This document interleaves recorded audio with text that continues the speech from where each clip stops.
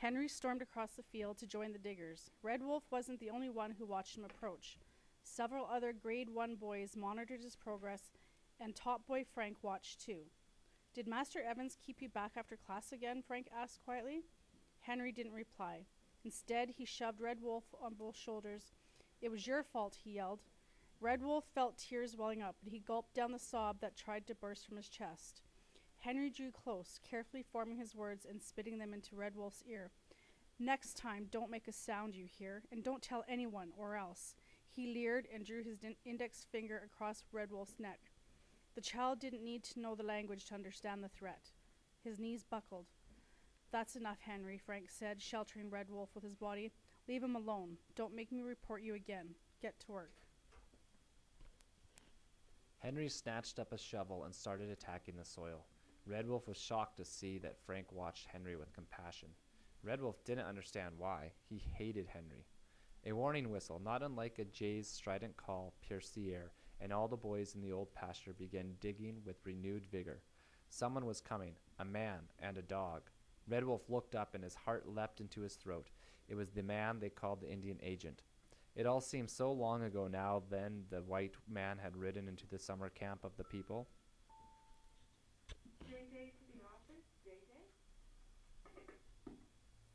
That was the day it had all started, he thought, the day the man had invaded his childhood and called him the horse thief. He was no longer the carefree boy who had walked with the chestnut gelding that sunny afternoon just a few moons ago. Since then he had lost everything. He threw his weight behind the shovel and averted his head, hoping the white man would not recognize him. But the hound ambled straight towards him, tail wagging gently, a happy greeting on his face.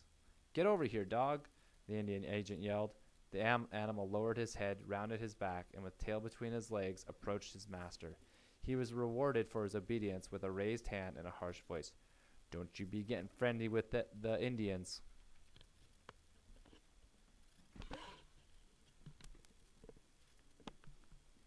The dog sighed and flopped to the ground. I hear that my special friend is here at last, the man called out to no one in particular. RedWolf froze like a frightened rabbit. Ah, there he is. The Indian agent loosely wrapped a meaty arm around RedWolf's neck and rubbed his head in an amicable manner. Fear paralyzed the child. The man's powerful bicep tightened against his throat. "Horse thief," he whispered. His breath rank against RedWolf's cheek. "I said we would meet again, did I not?" RedWolf could barely breathe, and the Algonquian words stabbed at his heart like a hunting knife. Then, as suddenly as it had started, it was over. The man released him, turned on his heels, and walked away. "Dog," he yelled. RedWolf gasped and realized that he was trembling. The dog dragged himself up and slunk after his owner. As the sun changed its angle in the sky, RedWolf's hands started to blister, and then the blisters broke and oozed. "You better go to the infirmary," top boy Frank said. "Infirmary?" RedWolf questioned. A voice spoke in the language of the people. "I'll take you." RedWolf looked around and smiled at Turtle, following him to the school building. A young woman in a white apron greeted the boys. "Hello," she said, her voice light and warm. "What can I do for you?" Turtle held up RedWolf's hands. The nurse made sympathetic noises and turned to get cotton and alcohol to clean the wounds. "What have you been doing?" she asked. "Digging the old pasture," Turtle replied. "That's a man's job," she said, shaking her head. "This will hurt a bit, I'm afraid." RedWolf winced and tried to pull his hand away, but she held it firmly. "We have to make sure it's clean." She turned to Turtle. "Bring a biscuit for the wounded farmer and take one for yourself." Before the boys had taken more than one bite, brisk footsteps were heard echoing down the corridor, getting louder and closer. "Swallow fast," whispered the nurse. Mother Hall appeared at the door just as the boys gulped down the biscuits.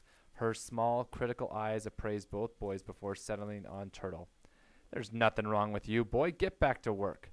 Turtle silently obeyed. She then examined RedWolf's palms. "Why are you here, wasting time for just a few blisters? Outside, go. I'd like him to stay another moment while I bandage his hands," the nurse said. "Bandages," Mother shrieked. "We can't be wasting good bandages on such trivial things. He needs to get back out there and start toughening up those hands. Work will harden them in no time." She grabbed RedWolf by the scruff of his coverall and lifted him to the tips of his big leather boots. With years of experience behind her, she steered him out of the doorway into the corridor, releasing him with a firm shove.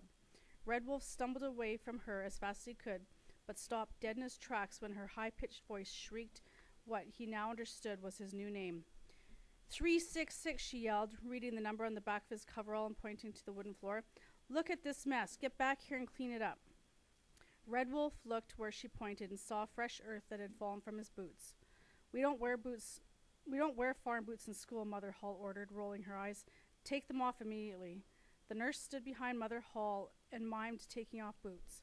RedWolf sat on the floor and tried to yank the uncomfortable things from his feet, forgetting that first he had to untie the laces. Knowing that the rawhide strips would soon be whizzing through the air and cutting painfully into some part of his body, he tugged at the laces, but his palms were slippery with sweat, and salt was stinging the raw flesh. Mother Hall turned to the nurse. "Oh, Lord, he still don't know how to untie his laces?" "Don't worry, Mother Hall, I'll help him with his boots," the nurse said, squatting beside RedWolf and unraveling the bows. "Then I'll make sure he sweeps the floor." "Huh." Mother Hall turned her attention back to the infirmary. "Who's this?" she asked, looking at the gaunt child who lay motionless underneath clean white sheets. 359, the nurse answered. Mother Hall shook the boy, but there was no response. "What's wrong with him?" "He's not eating or drinking," the nurse said. "But the wire snags look clean. They're not infected." Comprehension lit the older woman's eyes. "Wire snags?" "He's the boy who tried to climb the fence." "Yes, he got hooked on the barbed wire." "He's malingering, using the canine as an excuse to get out of work." The nurse sighed. "I don't think so. In my opinion, he's homesick and heartsick." "That's nonsense," the house mother said. "Indians don't have emotions like we do. He's just shirking. If he's not eating and drinking, force feed him." RedWolf's first day finally drew to a close. His legs were wobbly with fatigue. He wanted to clamber into bed fully clothed, but the fear of punishment forced him to stay upright long enough to change into his nightgown. However, by the time the boys chanted, "Now I lay me down to sleep," RedWolf was dead to the world. Mother Hall watched him. He lay on his back, his chest rising and falling under this blanket. She knew she should wake him and make him kneel at the side of his bed to recite the prayer. Father Thomas would expect that of her, but she looked at the child's relaxed face and felt a tug of sympathy. She decided that prayers weren't that important anyway. At least the boy had folded his clothes and put them away before falling asleep. RedWolf walked on the beach at Clear Lake where he had grown up. Darkness was falling, but he could still make out bluffs and trees that sheltered the beach from the strong north wind, and he could see the ridge where the wolves sometimes howled. So just so you guys know, this is where question number 12 at the end of chapter 7, his dream. He snuggled between his grandfather and his grandmother, their furs draped over his shoulders, his eyes sleepy, watching the orange-blue tongues of the fire lick the embers. He who whistles and the other hunters sat around the big drum. With powerful forearms, the men pounded their sticks against their skin, their high-pitched voices throbbing in time with the rhythm. The women danced around the men in a circle, the old ones shuffling in the gravely sand, the younger ones pointing their toes and lifting their feet in time to the strong heartbeat of the drum. Star Woman laughed and copied her younger sister, who had broken loose with a spinning dance that took her on a path outside the circle of more stately women. Suddenly, he who whistles' piercing voice soared above the drumbeat. Star Woman danced over to her husband and stood behind him, lending her support and spiritual power to his voice. This was the way of the people, and RedWolf knew that it was his way too. He who whistles song gave thanks to the Creator and to the four-legged that had driven their lives in order that the lives of the people would be sustained.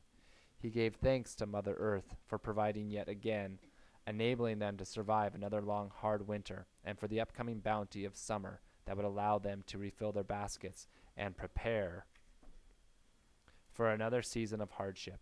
This, too, was the Anishinaabe way. RedWolf followed the bright sparks that rode a distance on the wind. He felt something warm inside his chest. It wasn't just the fire or the furs. He glanced up at the ridge and saw them, the wolves. He listened to their howl, and his heart was filled with joy. A bell clanged, and RedWolf knew something was wrong. Bells did not ring on the beach at Clear Lake. He looked at the sparks from the fire and watched them get snuffed into blackness. He awoke. He could have wept.